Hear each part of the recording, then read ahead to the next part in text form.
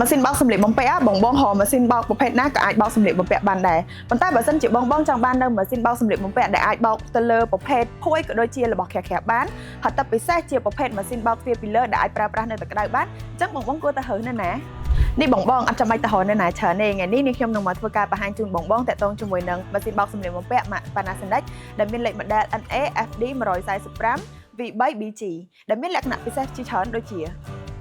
ម៉ាស៊ីនបោកសម្លៀកបំពាក់មួយប្រភេទនេះមានបំពាក់មកជាមួយនឹងបច្ចេកវិទ្យា Stand Master Plus ដែលជាបច្ចេកវិទ្យាដែលអាចកម្ចាត់នៅបាក់តេរីបានរហូតដល់ 99.99% និងសារធាតុអាឡែស៊ីបានរហូតដល់ 99% រួមបញ្ចូលរវាងចំហាយទឹកនិងទឹកក្តៅនៅសីតុណ្ហភាព 60 អង្សាសេជាមួយនឹងបច្ចេកវិទ្យា Active Foam ដែលជាបច្ចេកវិទ្យាបង្កើតនូវពពុះហាប់ណែននិងមានគុណភាពល្អជ្រាបចូលទៅក្នុងសាច់ក្រណាត់ដើម្បីកម្ចាត់នូវស្នាមប្រឡាក់ធូលីភក់និងធ្វើឲ្យការបោកគក់កាន់តែបានស្អាតល្អ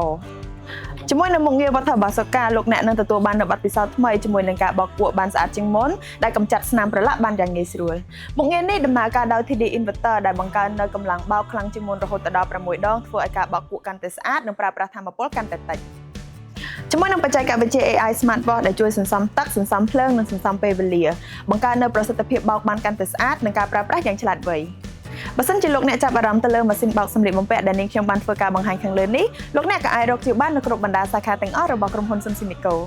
អរគុណសម្រាប់ការតាមដានទស្សនានៅវីដេអូមួយនេះជួបជាមួយនឹងនាងខ្ញុំរីណានៅក្នុងវីដេអូផ្សេងទៀត